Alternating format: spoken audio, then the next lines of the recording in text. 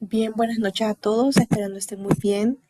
Es un gusto poder tener el honor de empezar en esta actividad académica de tanta envergadura para nuestra universidad, para nuestra facultad y sobre todo para este programa tan importante que lo que tiene como objetivo general es estar en un constante refrescamiento, capacitación para todos aquellos especialistas que están dentro del área de la salud. Hoy estamos inaugurando la primera promoción, el primer cohorte del Diplomado de Alergias e Intolerancia Alimenticias, que básicamente es un diplomado que está diseñado para personal de salud, como ya dijimos, que está dentro de estos procesos de especialidad, como ya antes hemos mencionado. Vamos a hablar un poquito del diplomado pasando por las siguientes líneas referenciales. Primero, vamos a hacer una presentación general del diplomado. Después vamos a hablar de un breve resumen de la planificación. Después vamos a hablar ya de las presentaciones formales del staff o los facilitadores o el grupo que estará directamente en apoyo de todos ustedes en este espacio académico de crecimiento. Vamos a hablar un poquito de las normas y políticas conductuales y finalmente vamos a hablar de aspectos tácitos como el acta de compromiso. Me presento rápidamente antes de entrar a los espacios de formalismo. Yo soy Karen Novo, voy a ser la coordinadora académica de este espacio. Estoy directamente vinculada con los docentes, con el enlace directamente con EduSalud y entonces vamos a estar atendiéndolos en todo lo que ustedes precisen. Habiendo dicho esto, vamos a hablar un poquito ya de la presentación general del diplomado y como ustedes podrán ver, este es una actividad académica que lleva por nombre Diplomado de Alergias e Intolerancias Alimenticias, esto en su primera edición, ¿verdad? De muchas de las que vamos a estar desarrollando. ¿Alguien, por favor, está utilizando su pantalla? ¿Verdad? Por favor, tengamos cuidado, ¿verdad? Se nos fue un rayoncito por ahí. Esta es la unidad académica de la Facultad de Ciencias Médicas del Departamento de Salud Pública y este es un programa de educación continua en salud.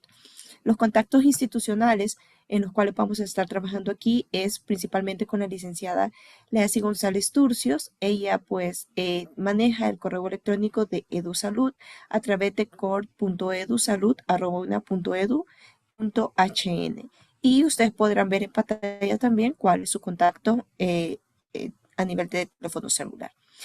Este diplomado tiene una duración de 170 horas en modalidad virtual y la fecha de inicio es el día de hoy, finalizando el 6 de junio con una modalidad de ejecución del 100% virtual y por supuesto el trabajo que nosotros tenemos que estar realizando de manera permanente a través también del campus virtual.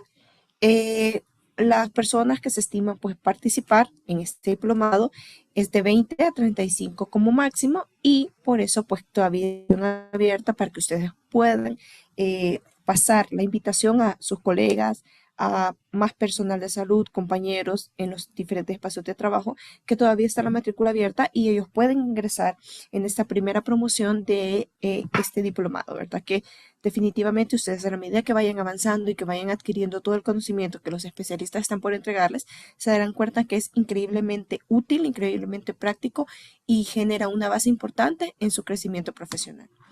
El lugar de ejecución de estas actividades académicas generales que vamos a estar desarrollando como sede el edificio de Ciencias de la Salud en la Facultad de Ciencias Médicas de la Universidad Nacional Autónoma, pero obviamente sabemos que vamos a disponer de los espacios tecnológicos que también tiene la universidad, como pues son este espacio de asincrónico y sincrónico y el campus virtual también. Vamos a conocer a brevedad también a los facilitadores de este proceso, el doctor Gustavo Adolfo Ramos y la máster Carla Andrea Argeña.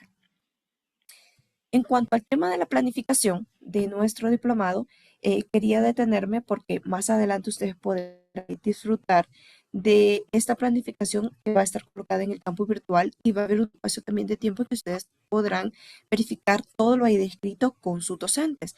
Pero el objetivo general sí tenemos que mencionarlo porque ustedes tienen que saber cuál es lo que necesitamos de ustedes, lo que estamos esperando de este primer corte de estudiantes que han decidido por un espacio de preferencia y un espacio de especialidad. El objetivo es fortalecer las competencias teóricas y prácticas de los profesionales del área de la salud para la evaluación diferencial a nivel diagnóstico y el manejo nutricional de las alergias e intolerancias alimenticias, mediante la aplicación de estrategias dietéticas basadas en evidencia científica, en énfasis en la dieta, en la FODMAP, contribuyendo a la mejor calidad de la atención y bienestar de los pacientes. Estimados estudiantes, tengamos cuidado con el tema de la plataforma. Ahorita no está cerrada para que ustedes pues puedan interactuar. Esta es la primera reunión, la reunión de bienvenida, la reunión introductoria, pero estoy pudiendo verificar que están moviendo el mouse, están también interactuando con el tema de la pantalla. Entonces, por favor, les pido que tengamos especial cuidado en este manejo, por favor. En cuanto a los objetivos específicos, tenemos puntualmente los procesos de análisis a nivel de fundamentos fisiopatológicos y los mecanismos involucrados en las alergias e intolerancias alimenticias, diferenciándolo de otros trastornos gastrointestinales y funcionales. Asimismo, como objetivo número 2, tenemos identificar y aplicar los métodos en la detección de las reacciones adversas de los alimentos, integrando la información clínica nutricional para una adecuada toma de decisiones. Diseñar planes de intervención nutricional personalizados y seguros, basados en evidencia, puntualmente científica, que contemplen el manejo de alergias, de intolerancias y la correcta aplicación de la dieta bajo el FODMAP. Y finalmente vamos a tener la posibilidad de aprender a desarrollar habilidades prácticas para el seguimiento, educación y acompañamiento de los pacientes que ustedes van a poder tratar, promoviendo las adherencias terapéuticas y la mejor calidad de vida en los distintos contextos clínicos. Y si pueden entonces verificar, es un diplomado que espera que ustedes desarrollen competencias específicas en el área, pero también competencias actitudinales y competencias académicas. Analizan, identifican, diseñan y desarrollan. Entonces es un diplomado bastante completo del que esperamos que ustedes puedan sacar mucho provecho y sobre todo también puedan todavía en este punto poder invitar a más personas que puedan venir y acercarse, matricularse por supuesto, y de esta forma también desarrollar, disfrutar de este diplomado que dejará seguro muchísimo aprendizaje. Habiendo dicho eso, entonces tenemos que saber qué esperamos de ustedes en cuanto al perfil de egreso. El diplomado de alergias e intolerancias alimentarias será un profesional de la salud con una formación especializada, capaz de evaluar, diferenciar y abordar de manera integral las reacciones adversas de los alimentos, aplicando intervenciones nutricionales basadas en evidencia científica y en criterios éticos. También el egresado de este diplomado contará con las competencias para identificar los mecanismos fisiopatológicos de las alergias e intolerancias alimentarias, interpretar adecuadamente los métodos de diagnóstico, diseñar planes de alimentación personalizados, seguros y adaptados a las necesidades clínicas de cada paciente, incluyendo la correcta aplicación de la dieta baja en FODMAP. El egresado estará capacitado para implementar estrategias de educación nutricional, que es uno de los elementos importantes de nuestra universidad. La investigación, la docencia y la vinculación. Seguimiento clínico y acompañamiento al paciente, promoviendo la adherencia terapéutica, la mejora de la calidad de vida. Asimismo, será capaz de trabajar de forma interdisciplinaria, tomar decisiones clínicas fundamentadas y actualizadas continuamente sus conocimientos conforme a los avances científicos del área de la salud digestiva. Finalmente, el egresado demostrará un compromiso con la práctica profesional responsable, la mejora continua, la atención centrada en la persona, contribuyendo al fortalecimiento del abordaje nutricional especializado en alergias e intolerancias a nivel nacional. Y sobre todo queremos hacer énfasis en este aspecto de nivel nacional porque pudimos verificar que muchos de nuestros estudiantes están en diferentes partes de nuestro país, lo cual para nosotros es altamente gratificante, lo que significa de que el aprendizaje aquí aprendido, valga el juego de palabras, va a ser compartido en diferentes departamentos y con diferentes tipos de poblaciones y en diferentes espacios clínicos, médicos, hospitalarios, incluso a nivel también educativo. Este diplomado tiene 6 módulos. El primer módulo es bases fisiopatológicas y abordaje clínica de las enfermedades intestinales, el abordaje clínico de los síndromes intestinales, diarrea crónica y estreñimiento como módulo 2, como módulo 3, alergias alimentarias, seguido del módulo 4, que es microbiota intestinal e intolerancias alimentarias. Como módulo número 5 tenemos la dieta FODMAP y la suplementación para la salud digestiva, y finalmente el módulo 6, que es el módulo de investigación. Entonces, como ven, es un módulo, son módulos bastante completos, en donde lo que pretendemos es de que ustedes puedan tener todos los conocimientos y las competencias puntualmente del área de la salud intestinal. Estamos entonces ya llegando al punto de hacer las presentaciones de los currículum vitae de las personas que van a compartir con ustedes. Como ya me había presentado previamente, mi nombre es Karen Novo, yo voy a ser la coordinadora académica de este diplomado. Soy hondureña, tengo una especialidad en rehabilitación deportiva, tengo una subespecialidad en kinesiología deportiva. Con ello, soy una doctora en kinesiología, que es una de las especialidades médicas que está muy poco todavía en nuestro país. Soy docente de la Universidad Nacional Autónoma de Honduras. He trabajado en dos facultades, la Facultad de Ciencias Médicas, en la carrera de terapia funcional y en el posgrado de fisiatría. Asimismo, pues he sido docente en Unitec. He estado de asesora de instituciones como CONCACAF, como NFUT, como Comité Olímpico Hondureño, y pues todas estas tienen que ver primordialmente con el tema de deporte. Asimismo, tengo una especialidad de rehabilitación deportiva y cuento con 3 maestrías. La primera es en actividad física para la salud, en la segunda promoción. La segunda es en salud pública, en la octava promoción. Y la tercera es en la quinta promoción, en investigación educativa.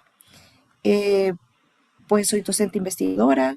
Dentro de mis productos de investigación, artículos en base de datos como Scopus, como Cielo, 2 capítulos de libro que están en repositorio de la Universidad de Sevilla, 2 procesos de investigación ahorita mismo, pues en la Dirección de Investigación Científica de nuestra universidad, y pues seguimos creciendo y aprendiendo, y estamos aquí muy dichosos de poder compartir con este staff de profesionales del cual vamos a aprender muchísimo, ¿verdad?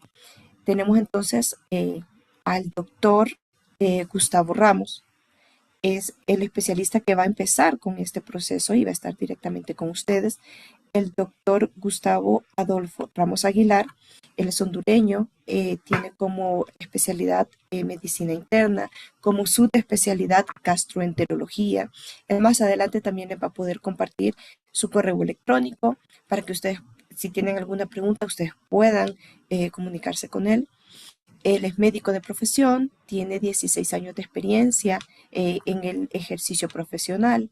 En los lugares donde él ha trabajado, pues en el Honduras Medical Center, Hospital Dime, en el Hospital Juárez de México, en el Hospital Escuela Universitario y en Castro Care. Dentro de su formación académica también destacada tiene una certificación en el American College Gastroenterology del Colegio Médico de Honduras. Asimismo, pues tiene estudios postdoctorales en tema de experiencia docente en nivel de educación, entrenamiento, recreación y otros que sean según el caso. Él ha sido también diferente coordinador de los programas de medicina interna de Unitec, ha sido docente honorario catedrático de la Residencia de Medicina Interna de Honduras, tiene una también amplia experiencia en el tema de investigación y tiene varios artículos científicos que más adelante él podrá compartir a través de su número DOI para que ustedes puedan verificar, ¿verdad? Otros datos importantes, pues tiene experiencia académica en la Residencia de Medicina Interna a nivel de CUNAUDEN, tiene el premio FALC 2017 de Puebla, México, como trabajo oral distinguido a nivel de primer lugar. Tiene un reconocimiento de excelencia académica de 2024 en Gastro Summit y tiene experiencia académica en la carrera de medicina desde el año 2007.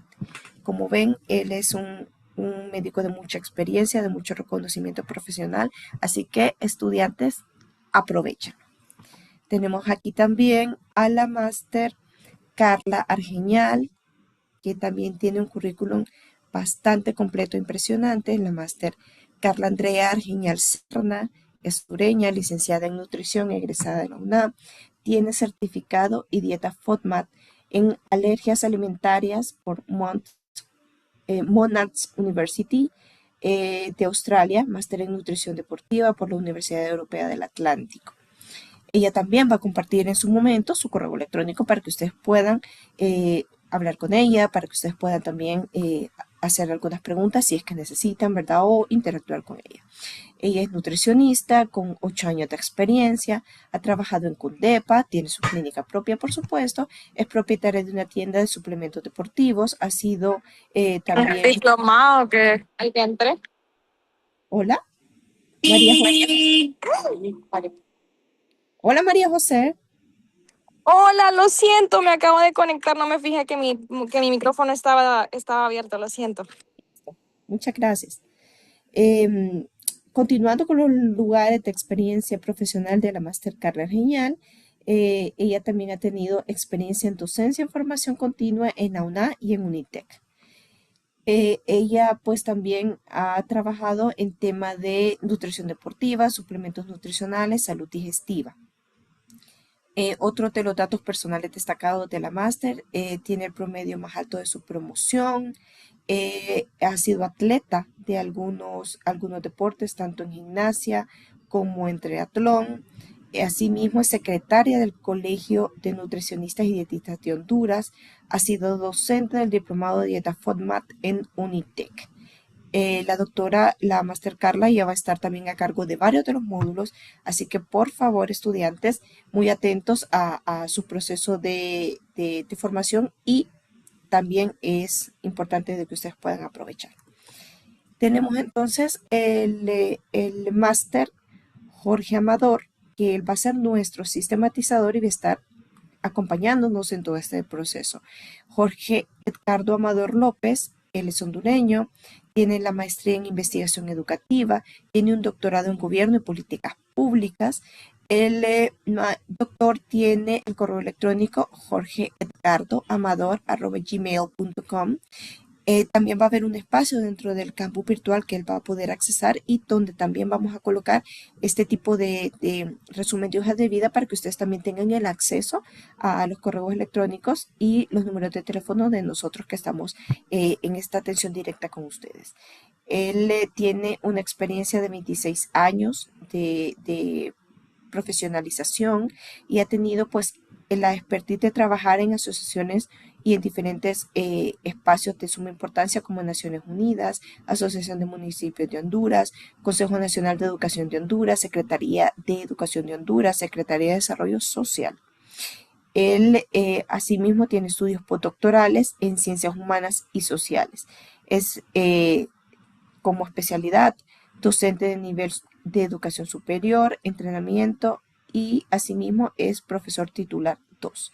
Tiene también una amplia experiencia en el tema de investigación con diferentes artículos científicos, de los cuales pues ustedes podrán leer y compartir una vez entregado el resumen de currículum para el campus virtual, que dentro de muy poco van a poder utilizar apenas se cierre la inscripción. Hay estudiantes que tenemos por aquí que no están dentro de la Universidad Autónoma y por ende no tienen todavía pues el acceso, pero ya se está trabajando en el proceso de su acceso a la campus virtual, y ahí van a poder encontrar los currículum vitae y toda la información que estamos aquí compartiendo. En cuanto al tema de los lineamientos del doctorado, pues vamos a hablar puntualmente de dos aspectos importantes en cuanto a las políticas y normas conductuales que ya mencionamos que van a estar en el campo, y con el acta de compromiso estudiantil.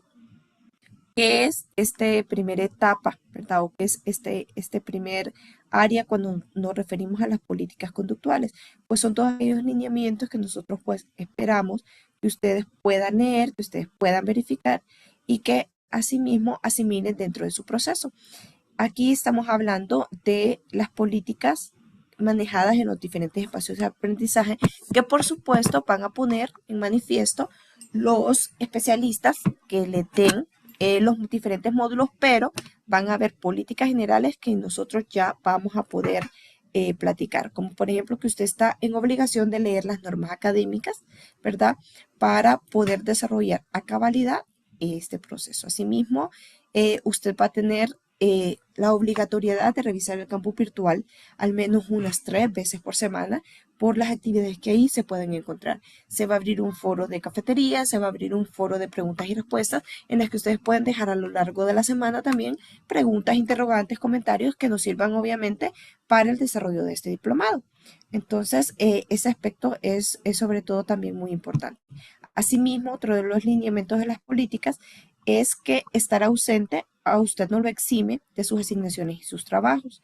Los estudiantes deben justificar con anticipación su inasistencia y en el caso de que suceda un aspecto inmediato o una emergencia inmediata, usted debe de comunicarse con la coordinación general del diplomado, que sería en mi caso conmigo, y de esta forma hacer la justificación debida de su inasistencia. Para eso también hay un proceso de protocolo en las normas académicas que usted va a leer, que ese también son uno de los insumos que ya van a estar colocados ahí. Las asignaciones se entregan en la fecha indicada, salvo que su profesor o su profesora flexibilicen las fechas de entrega, los horarios de entrega y los puntajes de entrega. Los trabajos asignados de manera grupal, los estudiantes tendrán que estar preparados todo el grupo si es que existen. Los exámenes y las pruebas se ofrecerán en las fechas señaladas. Las notas de las clases no reemplazan la bibliografía académica ya señalada que va a entregarle sus profesores dentro de este proceso. Ahí es muy importante con el tema de la IA, ¿verdad? Que cometer plagio en sus deberes, en sus asignaciones, está completamente penado, ¿verdad? Y ustedes pueden incurrir en los diferentes tipos de reglamentos que tiene la universidad. Así que por favor no lo hagan. Y aparte, pues este es un proceso de educación formal en donde también esperamos que ustedes pongan en manifiesto los diferentes procesos de ética y de profesionalidad que los va a caracterizar. El deber del estudiante es la lectura y la visualización de los videos y de toda la información bibliográfica que va a estar dentro del campus virtual, que asimismo solo va a ayudar al éxito de su trabajo de investigación hacia el final de este diplomado. El deber del estudiante también estar en constante participación activa dentro de las clases. A esto me refiero a que no solo vamos a estar como simples oyentes de este proceso, sino que también ustedes tienen la libertad y el derecho de participar en todas estas clases que al final son parte de su formación, así que se espera que ustedes estén de manera continua con la cámara prendida, con el micrófono apagado, salvo que pues los especialistas se lo soliciten de esa forma y que ustedes tengan que participar. En cuanto a las reglas conductuales, el uso del dispositivo o de otro dispositivo, mejor dicho, al que ustedes van a utilizar para conectarse está prohibido. ¿A qué me refiero? De que vamos a tener y vamos a querer entrar de la computadora, del iPad y del celular y que voy a tener 3 dispositivos con nombre Carenovo, ¿verdad? Eso no está permitido. Tiene que tener la cámara encendida de manera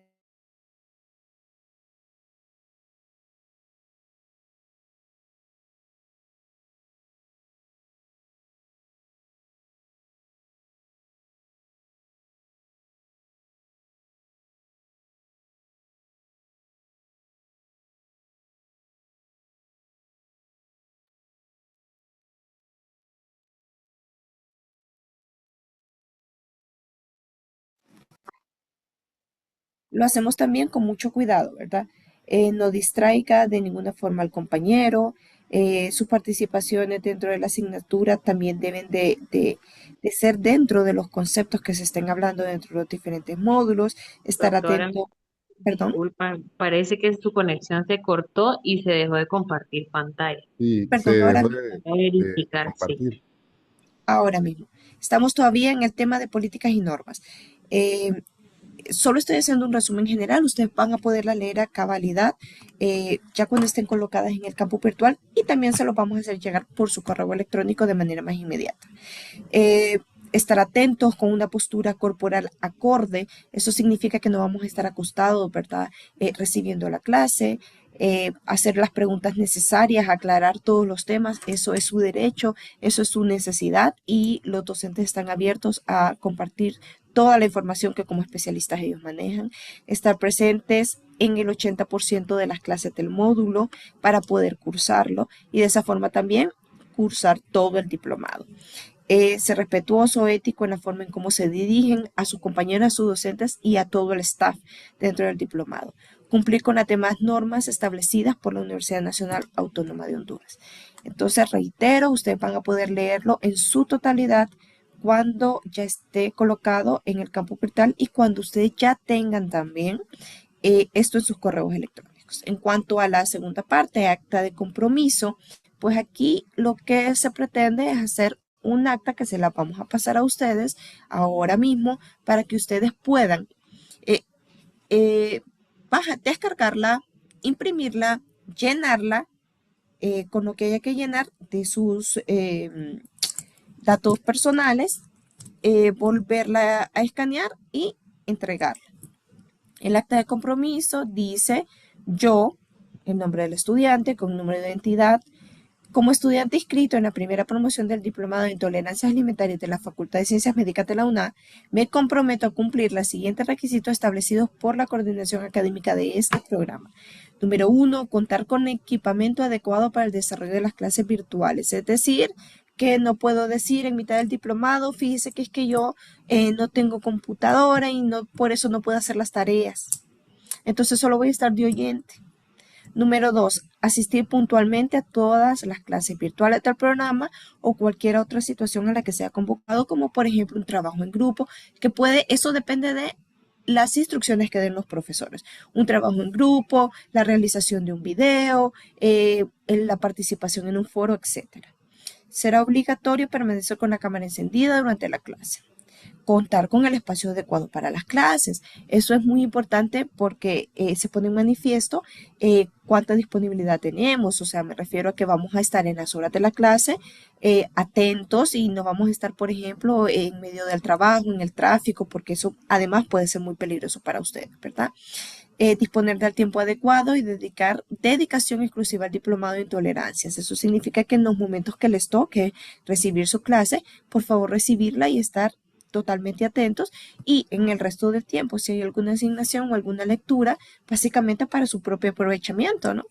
La dirección y desarrollo de los módulos es responsabilidad de los docentes especialistas que los sirven.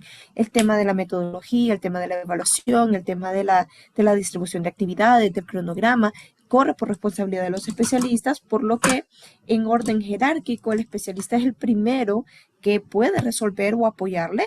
En un segundo momento estoy yo y ya pues en un tercer momento ustedes pueden escalar a la coordinación general, pero pues no esperamos que esa situación sea así, nunca ha sido así, y en este primer cohorte de estudiantes pues solo auguramos muy buenas actividades y muchos buenos deseos.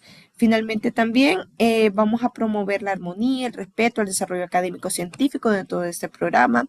Vamos a consolidar un grupo de especialistas también que va a ser muy sólido y que se estará acompañando a lo largo de todo este proceso, y no solo a nivel de este diplomado, sino que también lo que pretendemos es que más adelante ustedes se incluyan en otros procesos, o bien que podamos de repente establecer ese contacto de manera permanente como enlaces en los diferentes departamentos donde ustedes están. Comunicarse efectiva y efectivamente con los docentes, y en una segunda instancia con el coordinador académico, pues ya lo hemos mencionado. Ya ahí se ponen los datos del coordinador académico y cumplir con los requisitos administrativos académicos para la graduación. Cuando usted lea esto con detenimiento, reitero, lo tiene que imprimir, llenar, firmar, escanear y volverlo a remitir. Todas esas instrucciones van a estar dadas en su correo electrónico, y de esta forma pues usted podrá desarrollar el diplomado ya con mucha comodidad y con mucho aseguramiento. Hasta este momento pues nosotros estamos muy emocionados de empezar con ustedes este proceso. Ustedes son especialistas que están haciendo historia porque son el primer cohorte de estudiantes que está especializándose en esta especialidad, y valga, reitero, el juego de palabras, alergias e intolerancias alimentarias. Es para nosotros como Facultad de Ciencias Médicas, como Universidad Autónoma, una alegría, una bendición, una expectativa muy alta tenerlos por aquí, y saber sobre todo de que tenemos una población tan diversa que está diseminada en todo Honduras. Eso nos llena de mucha satisfacción porque entendemos entonces de que vamos a poder estar llegando a muchas personas y con este conocimiento que va a ser compartido aquí va a haber muchos beneficiados. Habiendo dicho eso, entonces vamos a ceder el espacio a los profesionales que van a empezar a trabajar con ustedes en los diferentes módulos. Se va a presentar a brevedad el doctor Ramos, posteriormente se va a presentar con nosotros la máster Carla Argiñal, después el doctor Jorge y finalmente pues también nos acompaña la coordinadora general de EduSalud que va a darles unas palabras de bienvenida. Colegas, compañeros, los escuchamos. Buenas noches, mucho gusto, un placer y un honor estar con ustedes en este diplomado. Esperemos que aprendamos mucho a lo largo del mismo. Gracias, doctor, muy amable. Le escuchamos, Master Carla. Hola, ¿cómo están? Buenas noches. Bueno, veo bastante gente conocida por acá. He tenido varios alumnos de los que están acá conectados y me da mucho gusto poderlos volver a ver. Es una bonita oportunidad para aprender sobre el tema de alergias y de intolerancias. Em, Sobre todo en la parte nutricional, creo yo. Bueno, al menos creo que no se nos enseña mucho sobre dieta FODMAPs y eso es lo que por mi parte, creo que va a ser el módulo más amplio y de lo que van a aprender muchísimo. Así que bueno, pues nos vamos a estar viendo y bienvenidos. Perfecto, mil gracias, Master Carla. Si por ahí está el doctor Jorge. Hola, muy buenas noches. Un gusto con todos. Estaré durante el desarrollo del diplomado compartiendo espacio con ustedes y en dos momentos específicos trabajarán conmigo en un instrumento. Así que un placer estar con ustedes y un gusto. Mil gracias, doctor Amador, por sus palabras. Y finalmente tenemos aquí a la máster Esli, que ella es la coordinadora general. Tenemos el honor de tenerla con nosotros aquí y ella va a dar las palabras de cierre de este proceso antes de pasar con el doctor Gustavo Ramos, que ya está listo para empezar su disertación. Le escuchamos, máster. Bienvenidos a todos, buenas noches. Es un placer para nosotros hoy poder dar inicio a esta primera edición del Diplomado en Intolerancias Alimentarias en conjunto con el doctor Gustavo Ramos y con la licenciada Carla Argeñal y también con el acompañamiento de la doctora Karen Lobo como con el máster Jorge Amador. Como les comento, es un placer para nosotros, estamos sumamente emocionados de poder dar inicio. Deseamos que este proceso de formación sea de completo éxito para todos ustedes y que este diplomado sea también de mucho beneficio para ustedes en su desempeño laboral. Los dejamos con el doctor Gustavo Ramos para que ahora sí puedan dar inicio y yo sé que están muy emocionados de poder empezar este diplomado. Bienvenidos a todos.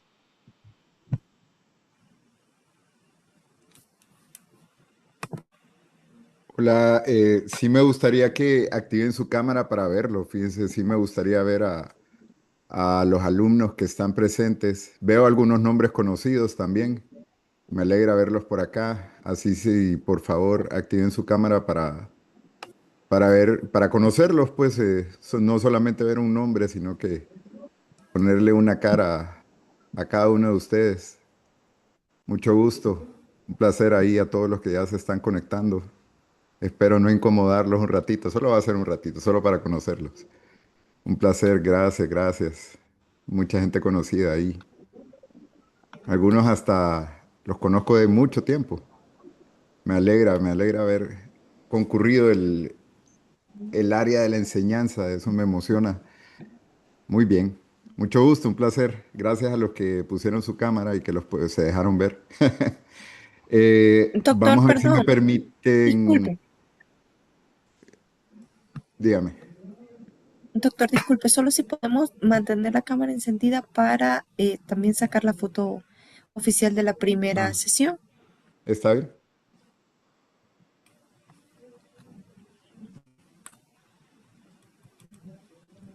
Y quería ver si me podía permitir compartir mi pantalla. Sí, doctor, ya me retiro de aquí. Creo Gracias. que el máster Amador va a sacar en este momento la fotografía. Solo nos falta Ana, Piura, Carrasco, María José.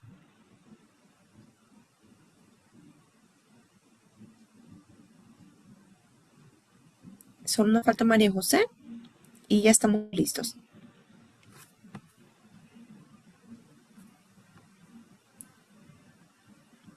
Master, cuando usted quiera.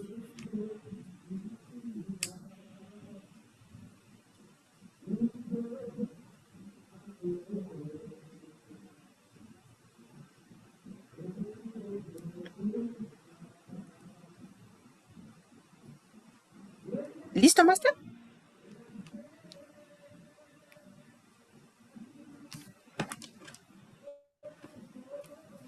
Listo. Muchísimas gracias. Ahora sí, el espacio es suyo, doctor Ramos. Gracias. Muy bien.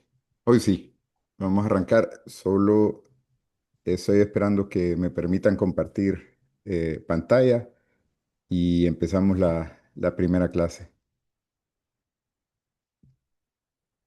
Los que alguna vez han estado en alguna conferencia mía saben que a mí me gusta participar con ustedes. O sea, a mí me gusta que pregunten, me gusta que interactúen si tienen dudas, lo podemos platicar todos. Todavía no puedo compartir mi pantalla. No sé si me pueden ayudar ahí. O me pone como co-host para poder hacer el cambio. No sé si la sesión se está grabando. Me parece que sí. Sí Sí, se está doctor, la Ya está grabando. sesión ya grabando está la grabando y sesión. ya está como Sí se está co-anfitrión grabando. también. Ok, Ajá. perfecto, gracias. Hoy sí. Muy bien. Entonces, qué bonito es hablar de la parte que más me apasiona. O sea, a mí me gusta ser gastroenterólogo. Mucha gente me dice por qué gastroenterología y es que siento que es la especialidad más compleja que hay. Usted puede pasar, no sé, un año descompensado de su glicemia y después rápidamente el endocrinólogo pues lo va a compensar y se va a sentir bien y se acabó ese año, pero usted no puede pasar un año sin comer. Nadie tolera vivir más de 10 días sin comer. Y cuando nosotros vemos la parte, no entiendo por qué se cambió esto, la parte gastrointestinal, en realidad nosotros sabemos mucho ahora del intestino. Antes sabíamos poco. Se creía nada más que todo el proceso, hace, no sé, unos 500 años, creían que nosotros nos regíamos por algo que llamaban los humores y que el humor amarillo, el humor negro, el humor rojo, y esa era la forma en que se absorbía todo y que de acuerdo a las creencias que había en esos momentos, pues decían que el intestino básicamente era un tubo por donde entraba comida y luego salían heces, pero no era tan importante y hoy nos damos cuenta que casi todo en medicina, casi todo lo nuevo están haciendo el intestino. Están haciendo la microbiota intestinal, están haciendo ahora los famosos análogos de GLP-1. Adivinen dónde está el GLP-1 en el intestino. Ya me están rayando la, y creo que ahí sale doctora Karen Lobo, que está haciendo ahí dibujitos con el pad. No sé si eso se puede quitar o va a permanecer durante la presentación, si no la vuelvo a hacer, porque sí va a interrumpir la... Hay que tener cuidado con el cursor para no rayar la pantalla. No sé si a los demás también les sale esas líneas verdes. No sé si volvemos a empezar para no salir con esas. Ahí está.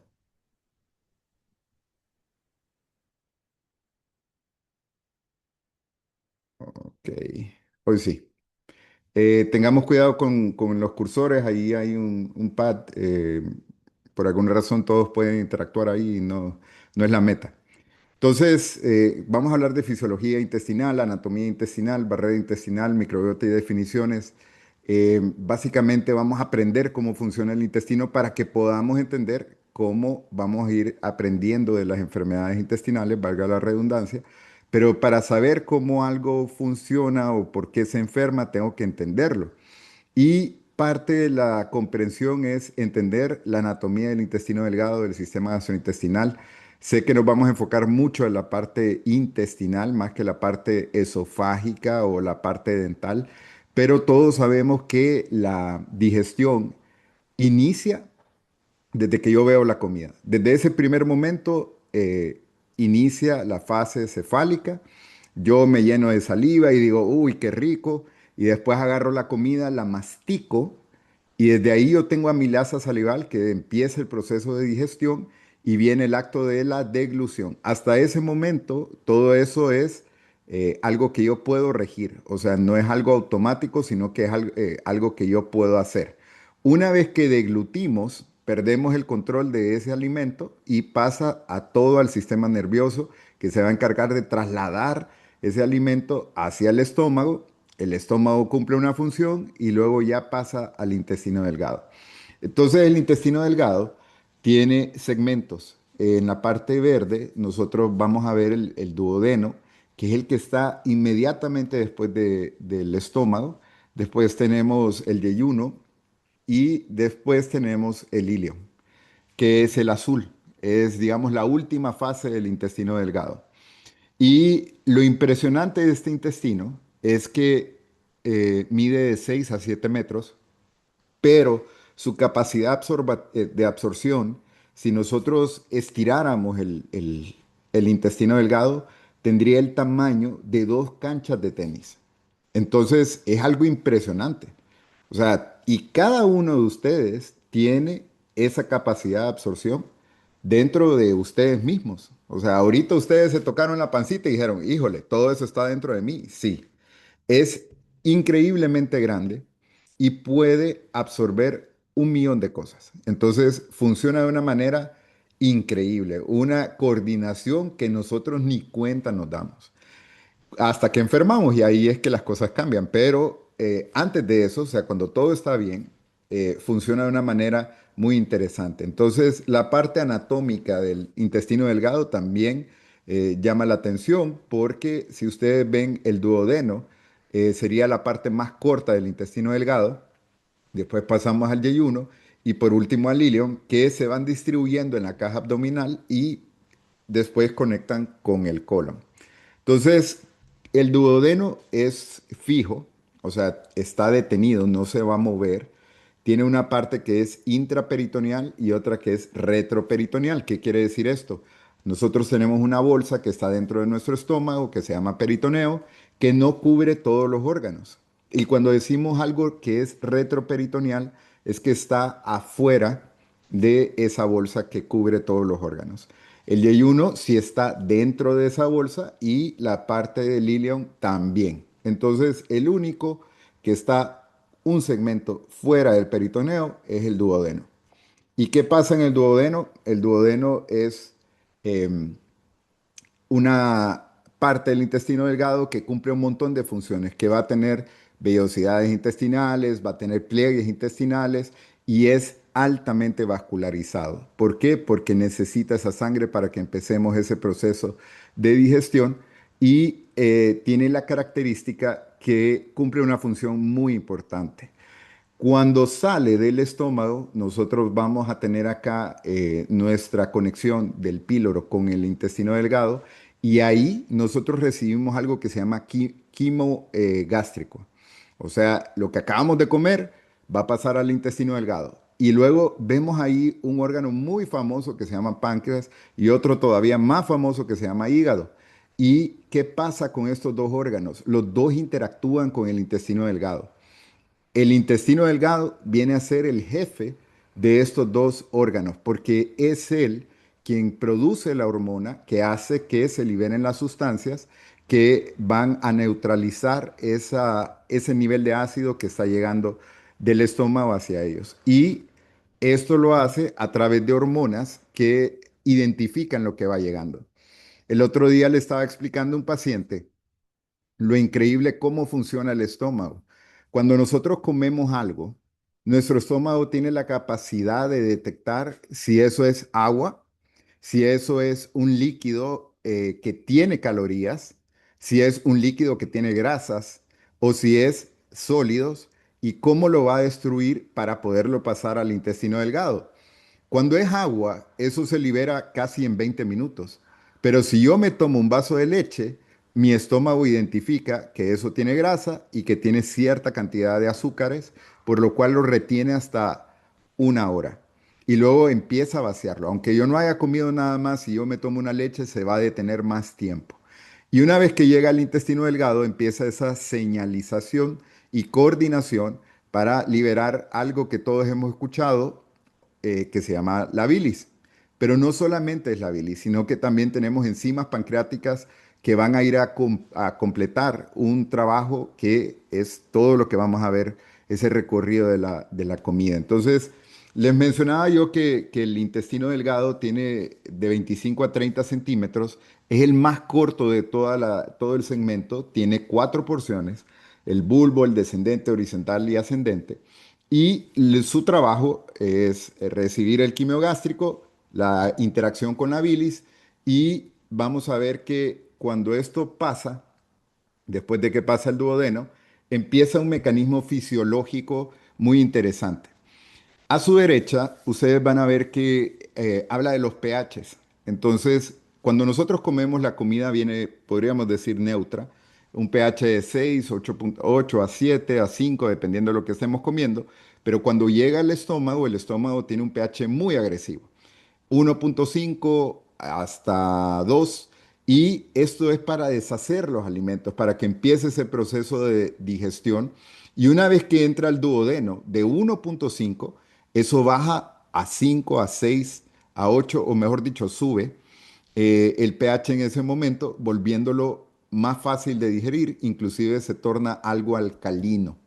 Entonces es bien chistoso porque de repente nosotros mirábamos que estuvo de moda, yo no sé si ustedes se acuerdan, pero en el 2010, 2011 empezaron a salir las aguas alcalinas. Y entonces la gente presumía de, no, es que yo solo tomo agua alcalina y este es de la montaña de la flor y tiene un pH de 7. ¿Qué va a pasar cuando ese pH de 7 entra al estómago? Se va a convertir en ácido. El estómago va a convertir todo ácido. O sea, no importa qué tan alcalino sea lo que usted esté comiendo, el estómago se va a encargar de impregnarlo y de destruirlo para poderlo pasar al intestino delgado. Y ahí la bilis se va a encargar de neutralizar ese ácido para poder convertir esto en algo que sea absorbible. Entonces, ahí nosotros tenemos unas células encargadas de la detección del pH y son las células S. Estas van a liberar secretina, que es una hormona que va a ayudarnos a producir esos bloqueadores del ácido, como ser el bicarbonato, y estimular las glándulas de Brunner. Eso nos va a llevar a cambiar el pH de los alimentos. Entonces, quiero que vean esta tabla donde básicamente nosotros podemos ver cómo se comportan los alimentos a medida que van avanzando a través del estómago. Hay unos cambios de pH, unos momentos en que se vuelve neutro, luego vuelve a ser un poco ácido, después vuelve a ser neutro y cuando ya salen completamente por la materia fecal, pues ya vienen prácticamente más neutros que ácidos. Y les hablaba yo de que nosotros tenemos diferentes células ahí en el intestino delgado que van a cumplir una función. Tenemos la célula S, la célula I, la célula K y las enterocromafines. Entonces, cada hormona que se va a producir a raíz de cada una de estas células va a tener un impacto en cuanto a lo que acabamos de comer. Entonces, si ustedes ven la célula S, su estímulo es el ácido, aumenta el bicarbonato pancreático y esto nos ayuda a neutralizar. Luego entramos con la célula I, que libera la cistoquinina, que el estímulo son las grasas y las proteínas, y esto libera las enzimas pancreáticas y la contracción de la vesícula que va a liberar la bilis para la saponificación de las grasas. Y luego tenemos la célula K que libera el famoso GIP. El GIP también, algo que está de moda, algo que tenemos que saber qué hace. Y ahí viene el estímulo de la glucosa y el aumento de la insulina. Yo no sé si ustedes están al tanto, pero ahora tenemos medicamentos que no solamente son análogos de GLP-1, sino que también traen GIP. Y esos todavía no están en Honduras, pero ya vienen pronto. ¿Y por qué? Porque sabemos que van a bloquear ese estímulo de la hiperproducción de insulina, entonces vamos a evitar picos de hiperinsulinismo a través de algo que existe en el intestino. Y luego están los enterocromafines, que son los que van a hacer que ese complejo migratorio intestinal funcione, ¿ok? Entonces, aparte de que nosotros comemos, hay dos tipos de velocidades, digamos. La velocidad cuando nosotros comemos y la velocidad cuando entramos en ayuno. Cuando la comida llega al estómago, hay una parte activa y nosotros vamos a tener mucho movimiento gástrico, dado porque necesita deshacer las partes grandes. Pero una vez que termina esa parte y pasa al intestino delgado, el movimiento que se va a llevar a cabo es por el complejo migratorio.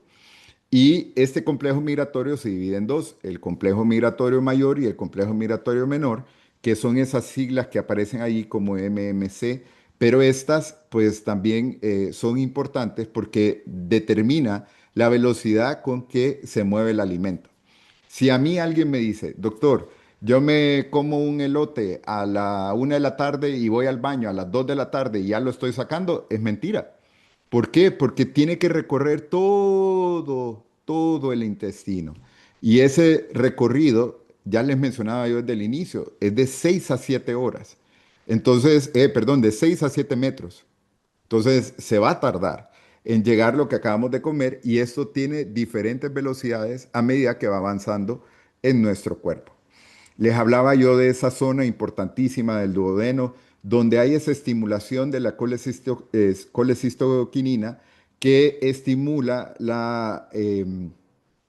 las células y que nos van a dar un montón de funciones en general. Uno son las enzimas pancreáticas que nos van a ayudar a destruir las proteínas para que las podamos absorber y la contracción de la vesícula para liberar esa parte de las grasas y lograr esa saponificación de las grasas y poderlas digerir también.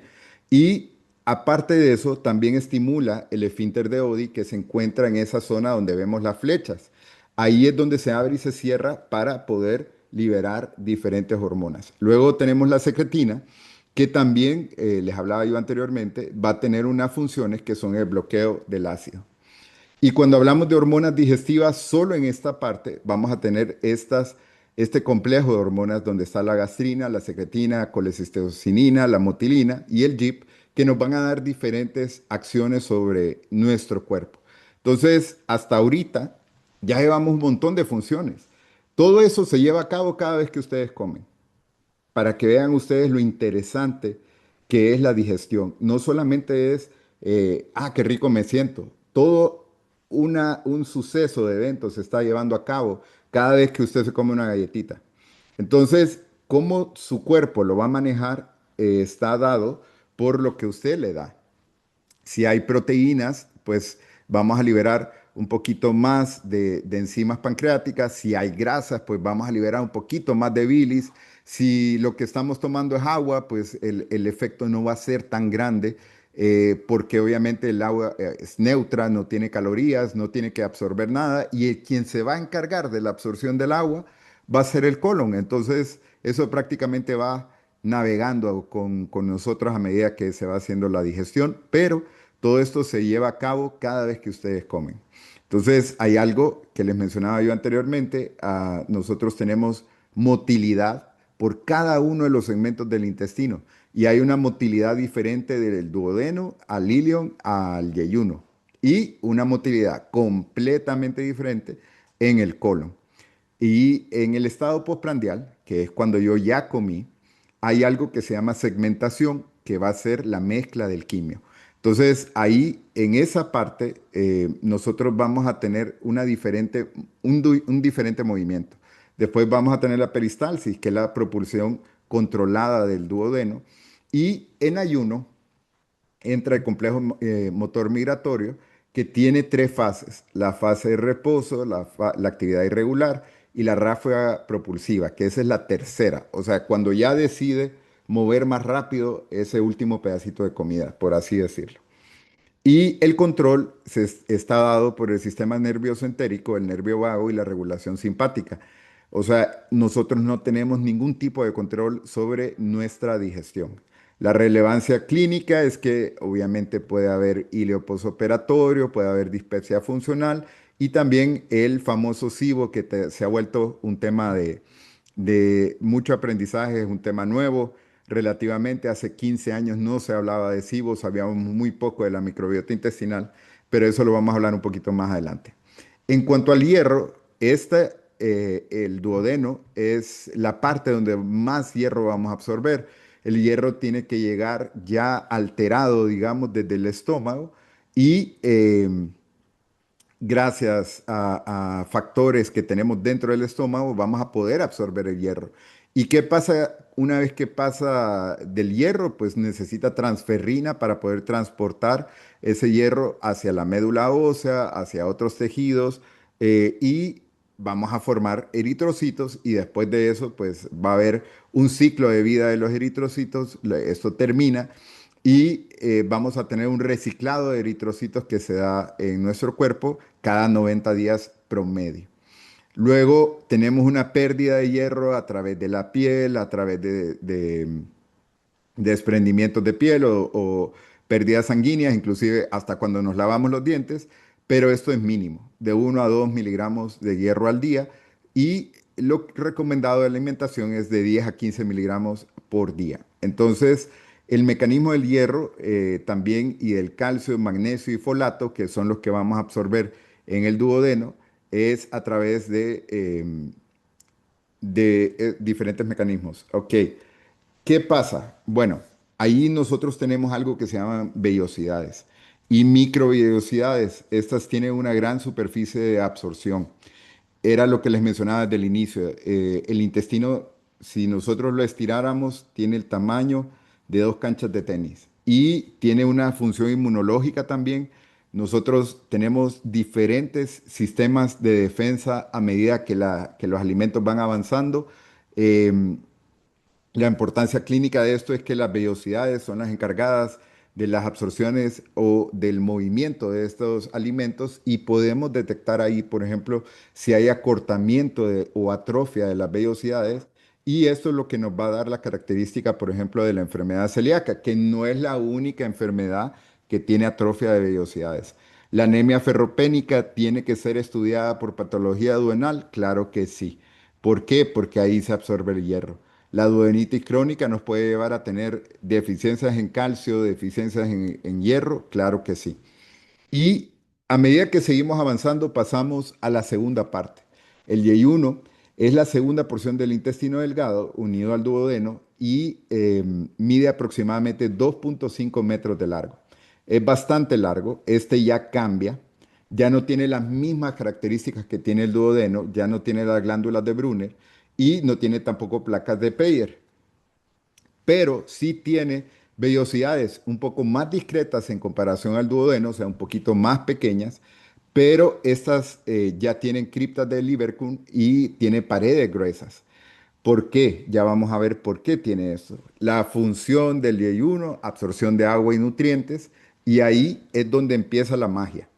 Entonces, esta es la parte considero yo como más importante en cuanto a la absorción de nutrientes. ¿Por qué? Porque aquí van a llegar los carbohidratos que, como ustedes saben, pues tienen una parte de carbono y otra parte de oxígeno y nitrógeno. Y vamos a tener también las proteínas, vamos a tener también enzimas que van a trabajar junto con el duodeno, junto con el yeyuno, para que podamos absorber adecuadamente estos nutrientes que llegan a nuestro cuerpo. Hay diferentes formas de regular esto, que es a través de bombas, algunas de gradiente pasivo, otras sí necesitan energía para poderse absorber, pero la parte importante es que nosotros aquí tenemos cotransportadores, y ya lo vamos a ver un poquito más adelante, que nos van a ayudar a poder absorber la glucosa, galactosa, fructosa y inclusive los GLUT2. Esos canales que estoy mencionando, SGLT1, también hay uno famoso que se llama SGLT2. Yo no sé si ustedes han escuchado de que ahora hay medicamentos para el tratamiento de la diabetes que nos hacen orinar azúcar. Entonces son bloqueadores de esos canales y esos canales tienen funciones. Tenemos el uno que trabaja también con la glucosa y tenemos el 2 que está básicamente en el riñón que nos ayuda a eliminar azúcar. Entonces hemos escuchado hablar de esto, pero hoy lo estamos viendo en vivo. O sea, sabemos nosotros dónde están y qué impacto tienen. Y les mencionaba yo que tenemos esta estructura que es el intestino delgado en su fase del yeyuno, que tiene esta forma de cepillo donde se lleva a cabo esa absorción. O sea, a medida que la comida va avanzando por ahí, digamos que la va acariciando y va tratando de detectar ya roto todos esos enlaces que hizo el ácido, que hizo la bilis y que vienen ya pedaciados, por así decirlo. Tenemos los carbohidratos arriba, que son los morados, que sale la glucosa y la lactosa y la fructosa, que van a pasar la fructosa a través de difusión facilitada. Y luego tenemos las proteínas. Las proteínas son los verdes. ¿Y qué nos falta? La grasa. Y la grasa, tenemos dos, tenemos los ácidos de cadena corta y tenemos los de cadena larga que van a tener una función también. O sea, la grasa no es que sea mala, es necesaria, nosotros la necesitamos para un millón de cosas y es aquí donde nosotros vamos a absorber gran parte de esa grasa. ¿Por qué la podemos absorber? Porque ya la bilis, las enzimas pancreáticas, el ácido, empezaron a romper todo para poderlo hacer fácil para el intestino delgado en su porción del I1, la absorción de estos nutrientes. Entonces, ¿qué pasa? Les voy a poner un ejemplo. ¿Qué pasa si yo corto estas vellosidades? ¿Va a haber absorción? No. Si yo tengo una enfermedad donde estas vellosidades estén quemadas o ausentes, el paciente va a tener desnutrición. No va a poder absorber adecuadamente todas estas diferentes alimentos o nutrientes que acabamos de recibir. Entonces, les menciono nuevamente, lo morado son los carbohidratos, los verdes son las proteínas y los rojos son las grasas. Puesto ya en español, porque aprenderse todo esto no está tan fácil. Y tenemos aquí los mecanismos de difusión. Si ustedes ven, todo se ve muy fácil. Solo en la galactosa y la glucosa, el transporte sí es activo, o sea, necesita energía. Una bomba de sodio ATPase igual que los aminoácidos y todos los demás son difusión facilitada o difusión simple.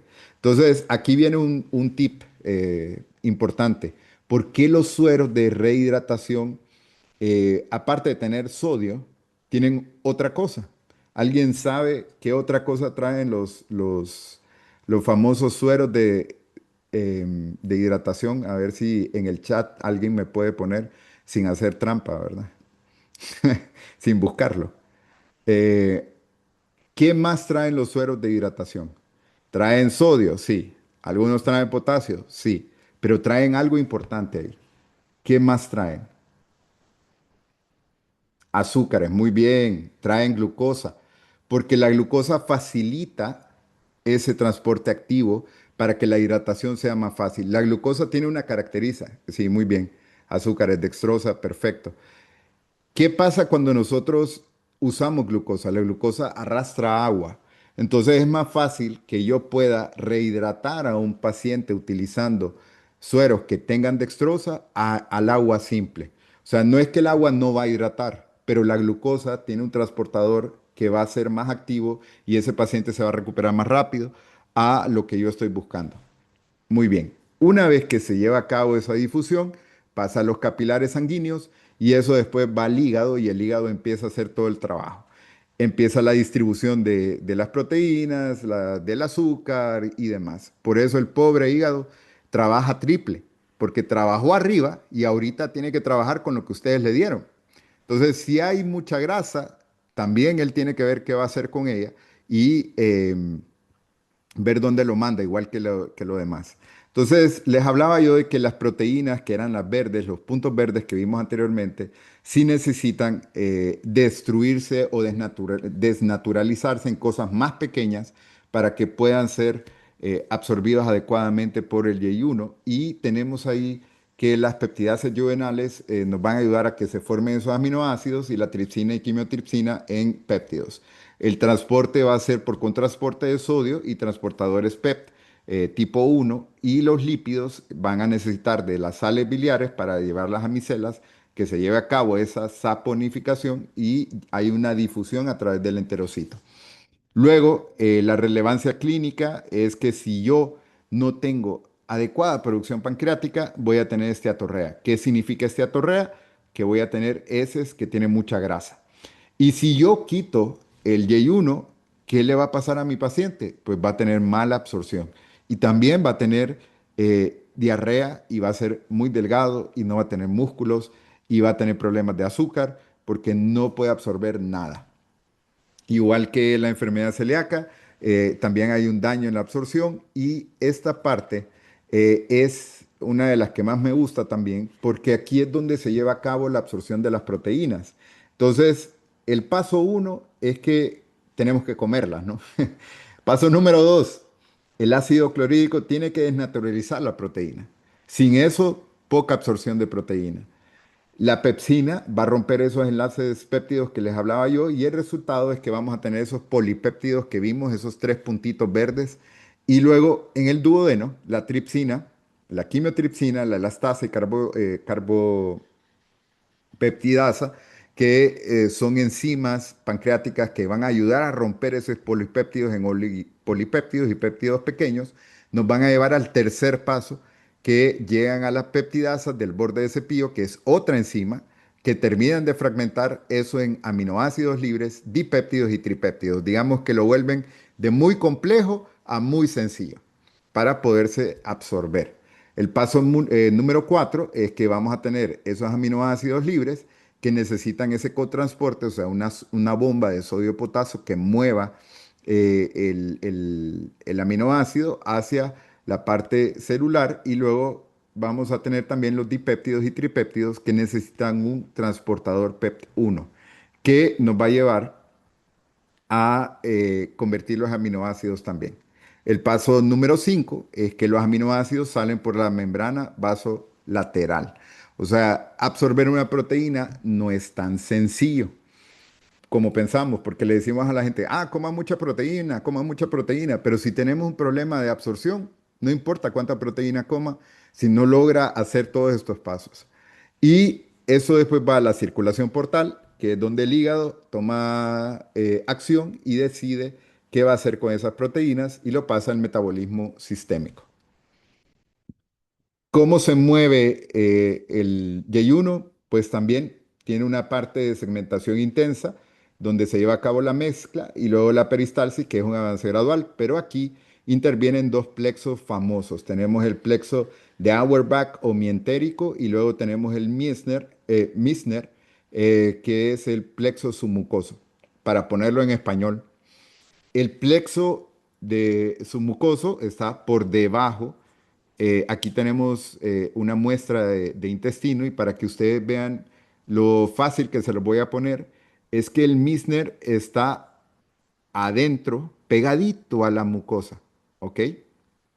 Mientras que el Auerbach está afuera y se encarga del movimiento del músculo longitudinal del intestino delgado. Y digamos que el Auerbach es el que hace movimiento, mientras que el de Meissner lo que hace es secreción. Uno secreta diferentes sustancias que estuvimos mencionando y el otro se encarga de mover la comida a su momento. Entonces, si yo tengo una alteración de tipo neurológica, ¿puedo desarrollar SIBO? Claro que sí, porque va a haber un intestino que se mueve mal. Y esto obviamente también está alterado en pacientes diabéticos, en pacientes que tienen algún tipo de hilio funcional, también va a haber una manifestación sistémica. ¿Tiene una función endocrina? Claro que sí. Ahí está el famoso GLP-1 que ahora es la moda, o sea, el que no haya oído hablar de Ozempic es que no tiene ni tele, ni radio, ni internet, ni celular. Entonces, ya todos sabemos que esto vino a revolucionar la medicina. ¿Por qué? Porque ya podemos tratar a los pacientes a otro nivel, a nivel intestinal, a nivel hormonal, y lograr impactos grandes en la saciedad, en la lipodistrofia y demás. Entonces, tiene una función endocrina súper importante. De hecho, casi todo lo nuevo en endocrino está basado en intestino. Entonces, si nosotros entendemos que ahí hay diferentes hormonas, diferentes eh, mecanismos por los cuales yo puedo regular o tratar a mi paciente diabético, pues por eso es que se ha vuelto tan importante. Esto nos da la regulación glucémica, la señalización del eje intestino-páncreas, porque hay un eje intestino-páncreas. Cada vez que nosotros comemos, cada vez que nosotros liberamos insulina, es porque detectó mi intestino que hay presencia de glucosa. Entonces, es él quien le avisa al páncreas que hay glucosa. Ya la liberación de glucagón lo va a dar otro sistema. Pero sí nosotros ya sabemos que la parte intestinal juega un papel fundamental. Juega una función inmunológica también. Hay uniones estrechas, nos protegen y también vamos a tener barrera contra antígenos. O sea, por eso es que no nos enfermamos cada vez que comemos. Habrá muchos de ustedes que cada vez que van al estadio comen carnitas ahí y no les pasa absolutamente nada. Y luego nos reímos de cuando viene algún primo que vive en Estados Unidos y a la primera baleada ya diarrea, viene grave, porque no tiene la misma defensa que nosotros tenemos. Y esto también se va haciendo con la microbiota, ya vamos a hablar de eso también. ¿Qué pasa si yo, por ejemplo, quito parte del intestino yeyuno? Pues va a haber un impacto metabólico grande. De hecho, el año pasado tuve la oportunidad de estar en un congreso en Cleveland donde se habló de hacer quemaduras con el endoscopio dentro del intestino delgado para que las personas no puedan absorber. Entonces se agarra un globo que quema, se quema el intestino por segmentos y maravillosamente bajan de peso. ¿Por qué? Porque existe una mala absorción. Entonces, tantas medidas que tenemos ahora que sabemos que el yeyuno es el verdadero órgano de absorción masiva del intestino delgado. Esto es sumamente importante. Yo creo que esa es la parte más importante de entender eh, cómo impacta en un paciente el yeyuno. No es que los demás no sean importantes, pero el que tiene todo el trabajo de la absorción es el yeyuno. Entonces, si yo tengo un paciente que tiene una solitaria que está en el yeyuno, yo ya sé que va a tener mala absorción. Y si yo tengo un paciente que tiene yardia, que es en el yeyuno donde más se va a fijar la yardia. Entonces, ese paciente va a tener mala absorción. Entonces, el yeyuno es una parte integral importantísima para la absorción masiva de nuestros alimentos. Y pasamos al ilion. Entonces, el ilion no deja de ser importante. Ninguno de ellos deja de ser importante porque todos tienen una función. Esta es la porción más distal del intestino delgado, mide de 3 a 4 metros, predomina en cuadrante inferior derecho, termina en la válvula ileocecal, que es la comunicación con el colon, y tiene irrigación también de las arterias mesentéricas superior. Tiene una pared más delgada, menor número de pliegues circulares, mayor grasa mesentérica y mayor concentración de placas de Peyer. Concepto, pues básicamente especializado en absorción selectiva. Y digamos que aquí hay otra característica, no deja de ser importante. Uno, ahí se absorben las sales biliares.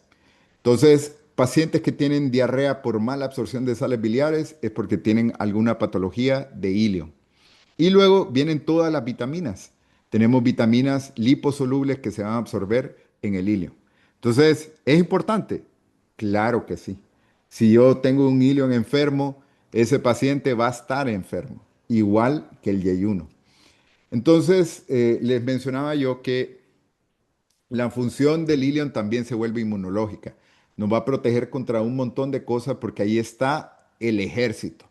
Digamos que ahí es donde la guerra se lleva a cabo. La mayor cantidad de protección intestinal está en el ilion. Entonces, si alguien se fugó por ahí, o sea, logró vencer nuestra barrera de ácido y viene afectando todo el intestino, cuando llega al ilion, ahí se va a acabar la fiesta, porque el ilion es el encargado de hacer la guerra. Entonces, ahí es donde mayor manifestación de las placas de Peyer, que son el tejido linfoide, y es donde tenemos la mayor cantidad de tejido linfoide en el cuerpo. Esa zona es la que más nos protege. O sea, si nosotros no tuviéramos eso, probablemente no llegaríamos a ser adultos. Y cada vez que vemos al niño gatear y que se mete el juguete en el suelo, no se enferma. ¿Y por qué no se enferma?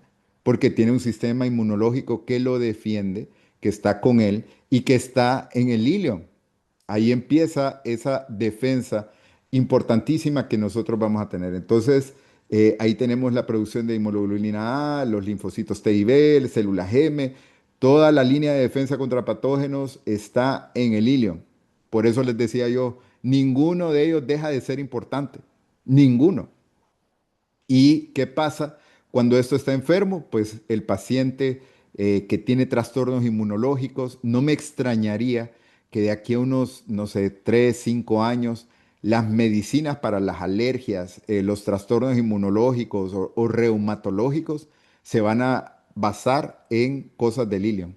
Así como está haciendo ahorita lo endocrinológico basado en cosas de yeyuno, el día de mañana todo lo inmunológico se va a basar en la parte del ilion porque ahí es donde empieza toda esa línea de defensa.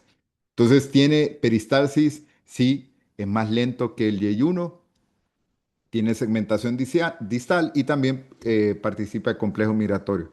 La válvula ileocecal es el que regula el paso hacia el colon y previene reflujo colónico, o sea, no hay retorno de esa zona. O sea, una vez que algo cae del ilion, no vuelve a entrar. Mantiene un gradiente bacteriano importante y si nosotros quitamos eso, vamos a tener mala absorción, intestino corto y habrá mucha diarrea.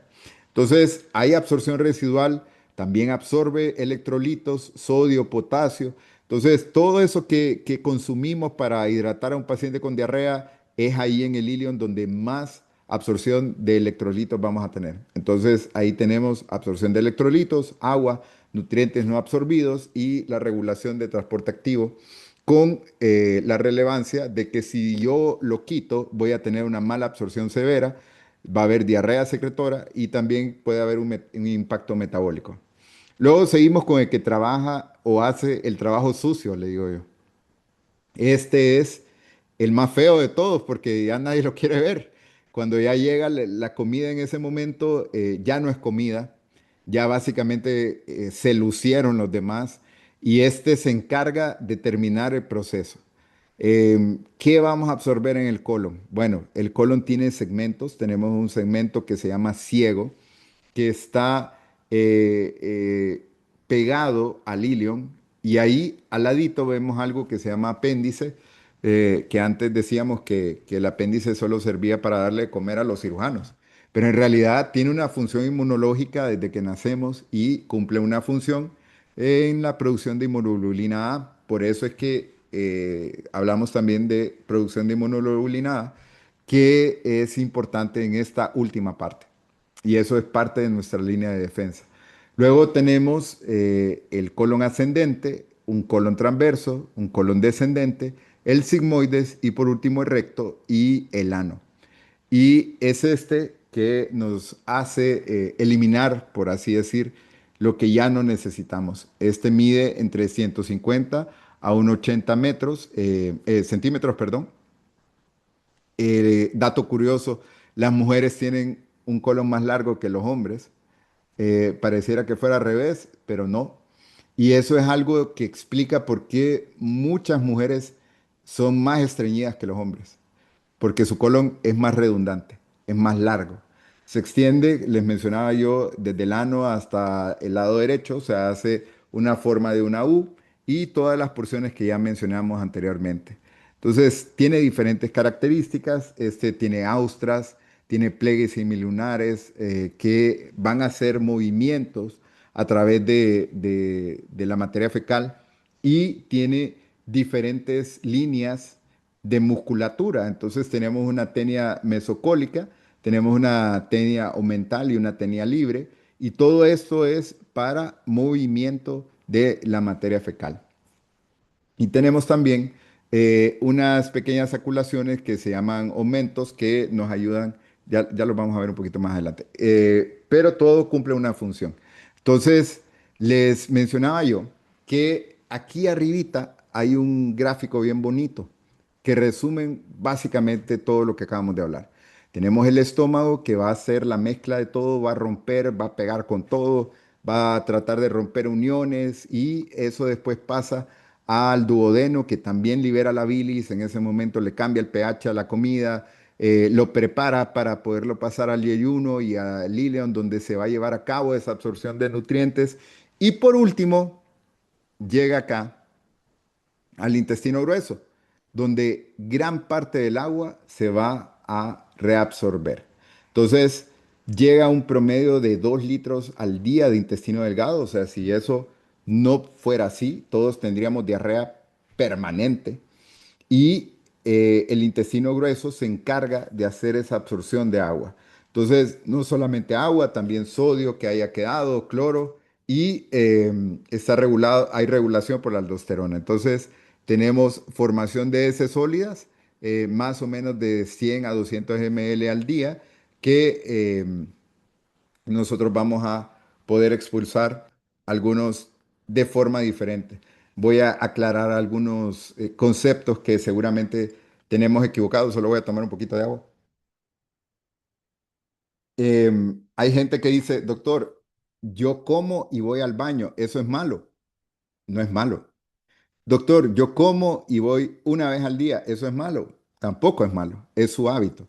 Entonces, diferentes personas van a tener diferentes hábitos. Mientras eso no dañe mi calidad de vida, es normal. Entonces, todos, no que obligatoriamente tenemos que defecar 100 ml o 200 ml al día. No todos tenemos que defecar igual. Bien, y vamos a pasar a esa parte de la microbiota y fermentación, que lo vamos a tocar un poquito más adelante. Pero es una parte que la dejé por separado para que platiquemos de eso más adelante. Ok, entonces les decía yo que el movimiento del colon está, aquí cambia un poquito porque los movimientos ya son en masa y nosotros tenemos un promedio de uno a 3 movimientos al día. Lo demás que escuchan ustedes es nada más aire moviéndose. Entonces, cuando ustedes escuchan que eso es nada más aire moviéndose dentro de su intestino, puede ser tanto del colon como intestino delgado, no, no quiere decir que solo sea de un solo lado, pero no, no son movimientos en masa. Ahora, si esos movimientos en masa cambian, viene la diarrea y ahí sí hay un cambio. Entonces aquí también tenemos un plexo mientérico, tenemos la afluencia del nervio vago y pélvico y la parte importante es el tamaño, porque esta sí puede estar alterado. Hay personas que tienen algo que se llama megacolon, que es un tamaño exagerado de la circunferencia del colon y el tamaño total del colon. Entonces sí nos puede llevar a estreñimiento y hay personas que estos movimientos en masa no los logran realizar y tienen estreñimiento crónico y viene también esto que se llama ileón. Si el colon se detiene, deja de funcionar el intestino delgado también. Bueno, hay función inmunológica, claro que sí, y una función de barrera que tiene el colon, pues tiene una capa de moco que nos protege, que nos ayuda también con uniones estrechas, la parte de la hemoglobina A, y hay mucha interacción con la microbiota intestinal. Entonces eso mantiene un equilibrio inmunológico y una regulación de la inflamación. Entonces cuando esto se rompe, también hay enfermedades propias de esto. Ahora, quiero aclarar que no solo ahí hay microbiota intestinal, ¿ok? Microbiota hay desde los labios, desde la piel, y a eso vamos a llegar. Ok, muy bien.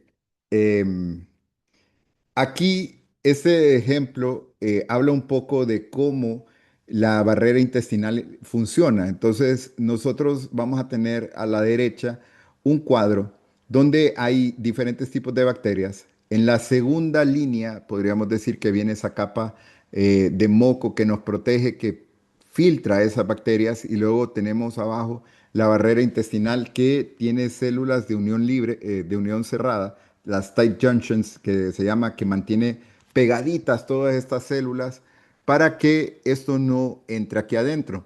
Cuando se produce ese fenómeno que antes decíamos que solo pasaba en pacientes diabéticos, pero ya está demostrado que pasa en cualquier persona, que se llama leaky gut, o sea, que se rompen esas barreras y empiezan a entrar ese montón de bacterias y empieza una respuesta inflamatoria por todas estas células inmunes que les mencionaba yo anteriormente. Hay una respuesta inmunológica mediada por linfocitos que van a producir algo que se llama inflamación de bajo grado que nos va a llevar posteriormente a una endotoxemia metabólica.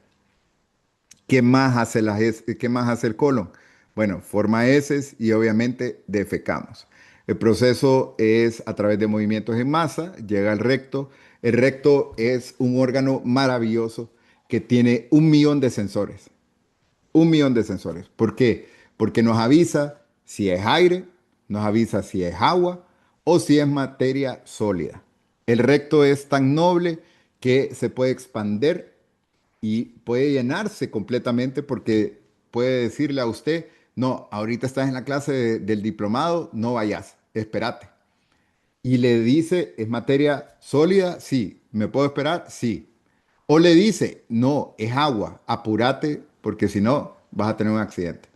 O le va a decir, hey, es aire, nadie se va a dar cuenta. Entonces, el recto tiene un montón de funciones neurológicas que son bien interesantes, pero básicamente ya son de expulsión. Entonces, les hablaba yo que aquí hay un montón de reflejos y un montón de nervios que van a funcionar de una manera perfecta. Eh, yo a veces tengo pacientes que tienen enfermedades que se llaman disinergia, que es una alteración en toda esa coordinación. Y la primera pregunta que les digo a ellos es, y pregúntesela a ustedes también, ¿quién les enseñó a defecar? Buena pregunta, ¿verdad? Porque nadie les enseñó a defecar. A ustedes llegaron y los sentaron en una nica y les dijeron, ahí haga. Pero antes de eso, ustedes defecaban en un pañal. Y defecaban acostados, sentados, de lado. ¿Quién no tiene un sobrino o un hijo que de repente uno lo chinea y ¡prrrá! Ya le bañó ahí? Hay que cambiar al niño otra vez.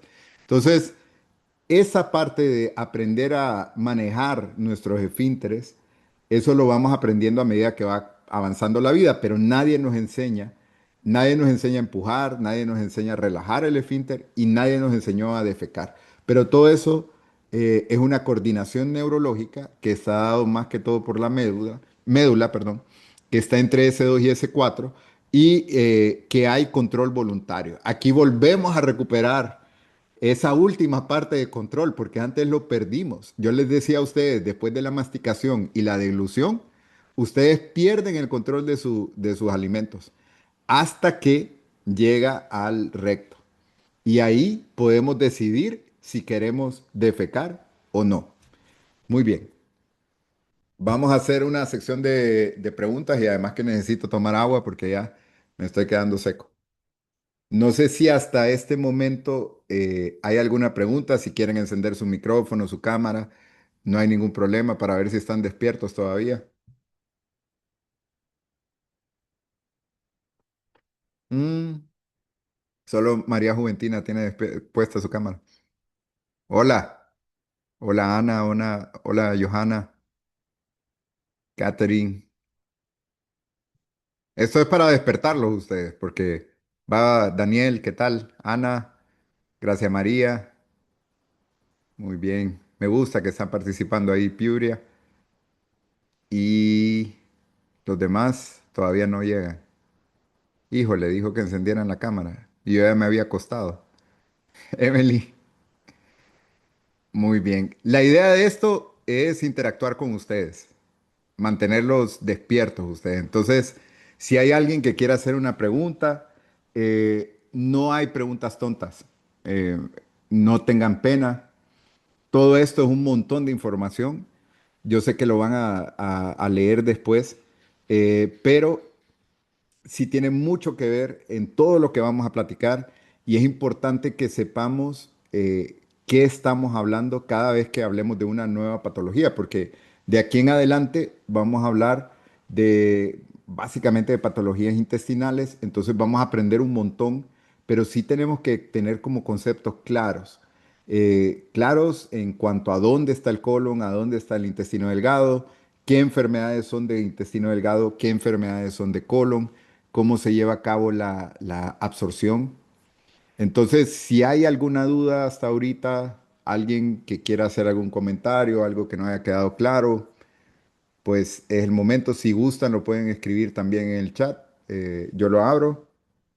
Ah, ok. Daniel Morales, excelente pregunta. Dice Daniel, el procedimiento que mencionó, que quema partes del intestino, aparte de bajar de peso, ¿no causaría malnutrición? Sí. em, Hay dos conceptos ahí. Hay un concepto que se llama malnutrición y hay otro que se llama malabsorción. Entonces, la quemadura de intestino lo que hace de manera temporal es malabsorción. ¿Y el paciente tiene una mala absorción? Sí, pero es temporal, porque el intestino no queda permanentemente quemado, gracias a Dios. Entonces tiene la habilidad, Daniel, de volverse a regenerar y por eso las sesiones hay que repetirlas si fuera necesario. Entonces duran un promedio de 6 a 8 semanas. Eh, Se hacen 3 sesiones, eso es lo que están ahorita experimentando.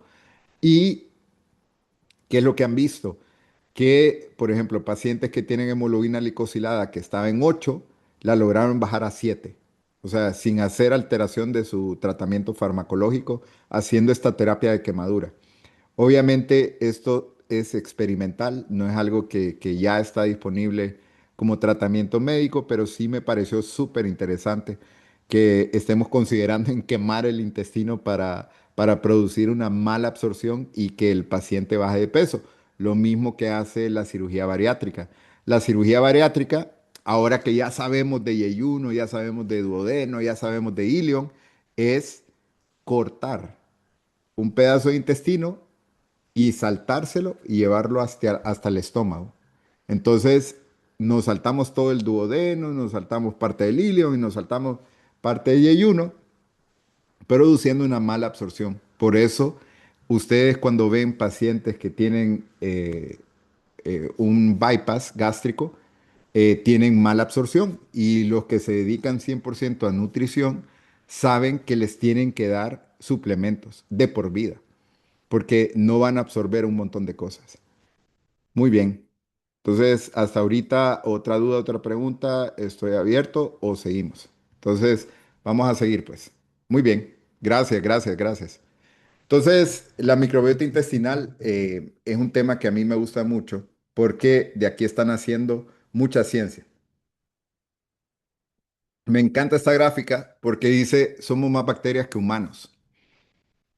En la boca humana hay más bacterias que personas en el mundo. O sea, ustedes en su boca tienen más bacterias que personas en el mundo, para que solo se hagan una idea. Estamos hablando de la boca, estamos hablando de una partecita de nuestro cuerpo. No hemos llegado ni al colon, para que ustedes se hagan una idea del impacto que tienen las bacterias, virus, hongos que viven con nosotros. Entonces, solo en la boca humana hay más bacterias que personas en el mundo. Entonces han nacido un montón de términos como prebiótico, modificación de microbiota, que son cada día más frecuentes. Y ahí es donde nosotros tenemos que hacernos la pregunta, ¿estamos ante un tema de moda? Obviamente sí, y hay que conocerlo. Ya cuando escuchan ustedes a alguien decir flora intestinal, está completamente equivocado. ¿Por qué? Porque no hay flores ahí. No hay ninguna planta que crezca ahí. Lo que hay son microbios, ¿ok? Y estos microbios van a tener una característica que son muchos. Y sabemos nosotros que el genoma microbiano es 150 veces más grande que el humano. Entonces, tenemos un universo de bacterias, hongos y virus que viven con nosotros que tienen una función. Cuando nosotros hacemos búsquedas sobre el tema, vemos que en 1970 pues no se hablaba nada. O sea, no sabíamos nada. Ahí se llamaba así, sabíamos que había algo de bacterias y, pues hubo gente entusiasta que de repente hizo estudios y trató de demostrar que nosotros teníamos algunas bacterias que vivían con nosotros, pero nada era tan importante que se publicara algo sobre la microbiota intestinal y luego mucho menos sobre la disbiosis intestinal, que vamos a aprender qué es eso. Son temas que si ustedes ven en el 2000, prácticamente 1995 en adelante, tuvo un boom y ahora, pues básicamente cuando vemos nosotros cómo ha crecido la investigación en cuanto a eso, es asombroso. Entonces, ¿qué tan importante es la microbiota? Pues nosotros ya sabemos que vamos a tener un montón de publicaciones sobre las funciones de la microbiota. En autismo también sabemos que hay un montón de estudios, sabemos que en enfermedades neurodegenerativas, en cuanto a la obesidad, la edad, la importancia ósea en trastornos neuropsiquiátricos, no digamos en hígado graso. También en temas de moda, como fue el trasplante de células eritropoyéticas y respuesta a quimioterapia. También tenemos que obviamente con el COVID se reconoció un montón de cosas y cambios en la microbiota intestinal que nos van a llevar a hablar sobre todo tipo de enfermedades relacionadas a la microbiota intestinal. Entonces, nosotros ya sabemos que no es algo que es de una sola cosa. Y aquí vamos a tener la evolución de la microbiota y cómo esta microbiota va cambiando a medida que nosotros vamos envejeciendo. Entonces, aquí tenemos una gráfica bastante bonita porque habla sobre el embarazo, el nacimiento y luego cuando vamos creciendo a lo largo de la vida. Espero que todos estén en esa parte después del birrete y ya estén en el tercer muñequito ahí con el saco. Estén en esa etapa de la vida. Y luego viene esta etapa de crecimiento. Si ven, el ser humano va cambiando hasta que se vuelve automatizado y de repente pues ya necesitamos ayuda para podernos mover antes de partir de este mundo. Y mientras eso va pasando, la microbiota va cambiando.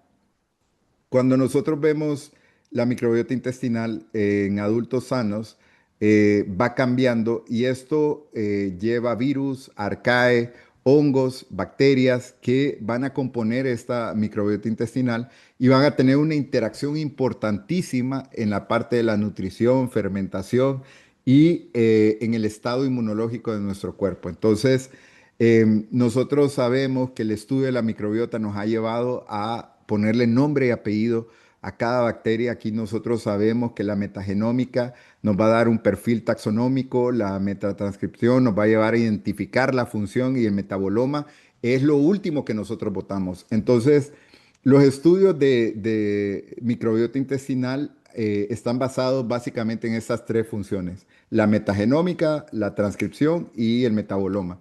O sea, yo puedo saber que alguien está muy enfermo por su metaboloma intestinal, claro que sí, me va a dar algunas ideas. No es la mejor forma de estudiar microbiota. Yo sé que ustedes, algunos de ustedes me va a decir, doctor, pero fíjese que en España le hacen un estudio a uno donde defecan un tubito y le dicen toda su microbiota intestinal. Sí, la que defecó en ese momento, en ese día, que va a estar dependiente de lo que desayunó, almorzó y cenó el día anterior, pero no quiere decir que eso va a identificar toda su microbiota. Para eso hay que hacer estudios de ADN. Eso sí son los meros meros. Entonces, cuando empezó el estudio de la microbiota, pues esto nos llevó a hacer un proyecto de microbioma humano. Esto existe. eh, Está mediado por la NIH, que es el instituto en Estados Unidos que está a cargo de esto y que nos ha ayudado a poder identificar ese 15 a 35% de la microbiota intestinal que tenemos. O sea, nosotros ya sabemos más o menos cómo está ese universo, pero es tan grande que hemos logrado identificar un 15 a 35%. O sea, falta un montón. Esto viene de Louis Pasteur, que fue como el pionero en identificar lactobacillus en soldados. Esto lo hizo en 1857 y fue como el pionero de esto de la microbiota intestinal. Les hablaba yo de que la microbiota va evolucionando a medida que nosotros vamos creciendo. ¿Y desde cuándo crecemos? Desde el vientre materno. Se supone hasta la fecha que el vientre, el útero, donde nosotros crecemos, eh, es estéril, o sea, que no hay bacterias ahí. Hay unos estudios que están hablando de que puede haber algún tipo de señalización de la microbiota materna hacia el feto. Es probable, pero todavía no hay nada como concreto, pero son estudios bastante interesantes que no sé si de aquí a unos 2, 3 años ya nosotros sepamos si hay algo de influencia de la microbiota materna antes de nacer, ¿ok? Pero ¿qué pasa? Nosotros vamos a nacer, obviamente. Todos nacimos. Y nacimos a través de dos vías. Hay una vía a través de la cesárea y luego está la vía vaginal. ¿Qué pasa? Desde que nacemos somos colonizados. El niño que nace por cesárea no tiene la misma microbiota que el niño que nace por parto. Y eso ya está más que demostrado. Y el cambio y la respuesta de cada uno de estos está dado a través de la vida. Entonces, si ustedes ven en la parte donde dice C-section, que es la cesárea, nosotros vamos a tener unas bacterias completamente diferentes a las que están en el canal vaginal. ¿Por qué? Porque esas son bacterias de piel, no son bacterias vaginales propiamente, ni cercanas al recto. Entonces, nuestra primera colonización nos va a llevar a desarrollar diferentes patrones. Entonces, la mayoría de bebés dentro de su primer mes van a tener enterobacteria, después vamos a tener bifidobacteria, bacteroides y después ya vamos a tener bacteroidetes y firmicutes a partir de los 2 años. Los pediatras tienen un tema que les encanta. Primero se llamaba los primeros 500 días del recién nacido. Y después le pusieron, no, es que ya vimos que esto va cambiando, entonces no, ahora se llama los primeros 1000 días. Y dijeron, no, ustedes todavía, fíjense que la microbiota de los niños al día 1010 es diferente. Entonces ahora se llama los primeros 2000 días del recién nacido. Entonces yo les hago el chiste y les digo, ahora ustedes van a decir los primeros 8900 días del recién nacido. O sea, lo van a llevar hasta el adulto. ¿Por qué? Porque esto es importante. O sea, cómo yo como adulto voy a tener mi defensa, cómo voy a tener mi respuesta, si tuve antibióticos, si no tuve antibióticos, qué patrón de microbiota me llevó a tener obesidad, por qué mi mamá tiene obesidad, mi hermana tiene obesidad, yo tengo obesidad, y es que compartimos la misma microbiota intestinal y inclusive esto nos puede llevar a desarrollar enfermedades inclusive de tipo alergénicas y enfermedades de tipo inmunológicas como la enfermedad de Crohn y nos puede llevar también a esa respuesta hacia los alergenos también, el tipo de microbiota que yo tuve al nacer. Entonces, lo natural sigue siendo lo mejor, o sea, seguimos recomendando el parto vaginal para que sea colonizado ese niño y que tenga defensa adecuada para cuando sea adulto, claro que sí. Cuando nosotros vemos las funciones de la microbiota intestinal, no solamente están en la parte de la fermentación de los alimentos y en la parte de la absorción de nutrientes, tiene interacción en la parte inmunológica de una manera increíble, sobre todo en la parte del ilium. Hablábamos también de la biosíntesis, hay vitaminas que son necesarias para que nosotros podamos vivir y gracias a la microbiota nosotros podemos llegar a ellas porque la microbiota cumple la función de destrucción o fermentación de ciertos elementos. Inclusive hay elementos que son nocivos que la misma microbiota va a atacar.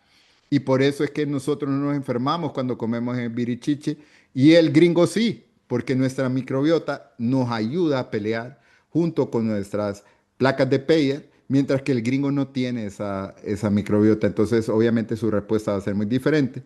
Y les hablaba yo sobre metabolismo. Hoy por hoy, los endocrinos también se están metiendo a la parte de la microbiota intestinal porque están viendo la íntima relación de una disbiosis intestinal, o sea, que una microbiota alterada, y la obesidad. Y luego tenemos todas estas indicaciones neurológicas, psiquiatras, respiratorias y demás.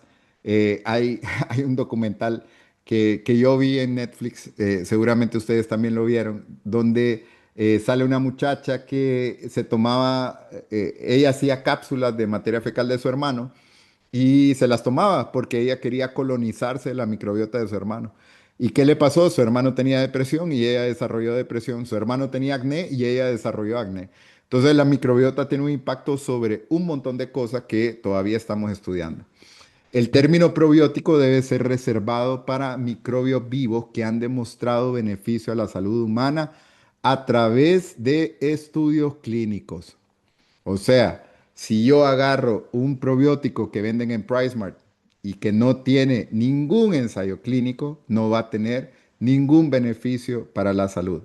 Entonces, aquí es bien importante hablar sobre los estudios clínicos controlados, que el probiótico que yo quiera utilizar cumpla con esos criterios y que sea la cepa adecuada con el nombre adecuado, con la licencia adecuada para que mi paciente se beneficie. ¿Qué pasa? Todos a este punto hemos escuchado hablar de probióticos.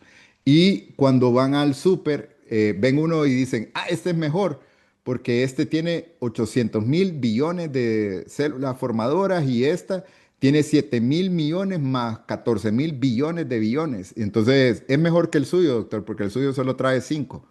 Sí, pero esos 5 tienen ensayos clínicos que fueron demostrados que fueron lo necesario. Entonces, a veces podemos llevar al paciente o el mismo paciente se puede llevar a sobrecrecimiento bacteriano porque estuvo tomando un probiótico inadecuado. Entonces, esto es importante que tengan ensayos clínicos. Y aquí hay un montón de definiciones, que es el microbioma, por ejemplo, que son el estudio asociado a los humanos y los genes que cumplen, y la microbiota, que son los microbios asociados a los humanos. Les decía yo que el microbioma es ese universo donde compartimos los comensales simbióticos patógenos que están en nuestro espacio corporal, llámese uñas, pelo, cabeza, ojos, porque todo eso hay microbios que van a estar con nosotros, que van a vivir con nosotros. La eubiosis es ese estado saludable donde hay alta diversidad y uniformidad de la microbiota intestinal, que quiere decir ahí que los buenos y los malos se llevan bien. Ahí no hay problema. Cuando ese orden se rompe y aumentan los malos, entonces ahí tenemos esto que se llama disbiosis, donde hay una respuesta inflamatoria sobre eso que se llevó a cabo. Y tenemos también el prebiótico, que es un ingrediente fermentado selectivamente cuya composición o actividad influye sobre los microbios intestinales. Entonces, cuando el paciente me dice, doctor, ¿y no me va a dar un prebiótico? El mejor prebiótico que hay es la alimentación. Es el mejor. Usted quiere darle un buen prebiótico a su intestino, coma frutas y verduras. Ese es el mejor prebiótico que hay. No hay mejor que ese.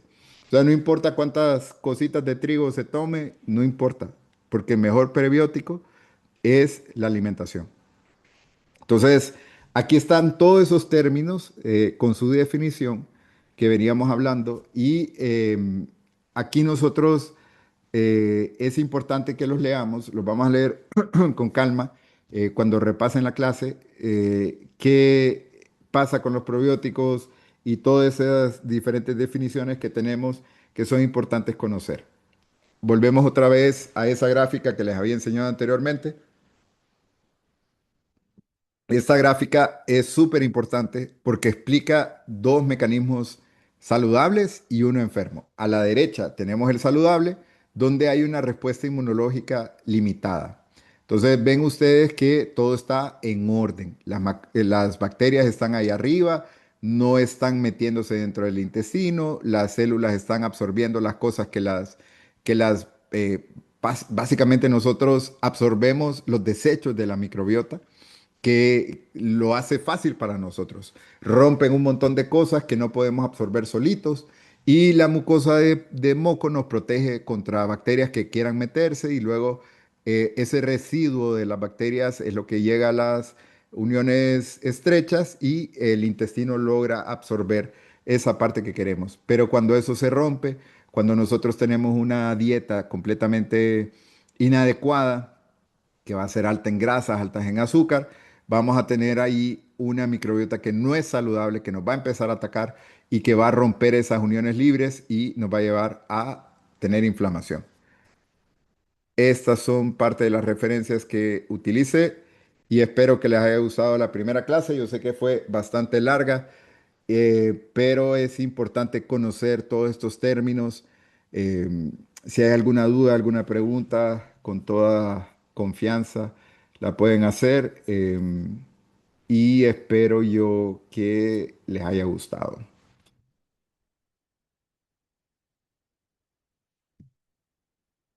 Quedaríamos pendientes para clase mañana, ¿no? A las 7 p.m. Vamos a ver el temario. Ustedes ya lo tienen también para que vean cuáles son las clases que vamos a tener para mañana y vamos a ver si podemos hacer un pretest antes de que termine perdón, antes de empezar la siguiente clase. Em, no veo preguntas en el chat, así que ha sido un honor compartir con ustedes. Estimado, muchísimas gracias, doctor, por su disertación de la noche de hoy. Solo para avisarles de que ya en sus correos electrónicos tienen, en resumen, lo que se trató hoy en el tema de bienvenida. Después el doctor va a hacer llegar toda la información a través del campo virtual, así que vamos a estar muy atentos de eso. En cualquier caso, me reporta hay gente que no le ha llegado todavía el correo. Se ha copiado el correo que ustedes colocaron en su inscripción. Por favor, revisen en la papelera, que puede ser que esté por ahí. Si no, revisen si en el correo electrónico que ustedes remitieron en su inscripción si está correcto. Si no, colóquenlo nuevamente para volvérselos a reenviar. Por eso no pasa nada. Doctor, muchísimas gracias. Mañana puntuales, por favor. Agradecemos la puntualidad del día de hoy. Y por favor lean las normas conductuales y el tema del acta de compromiso para las instrucciones de su entrega. Muchísimas gracias. Tengan todos buenas noches. Buenas noches. Buenas noches.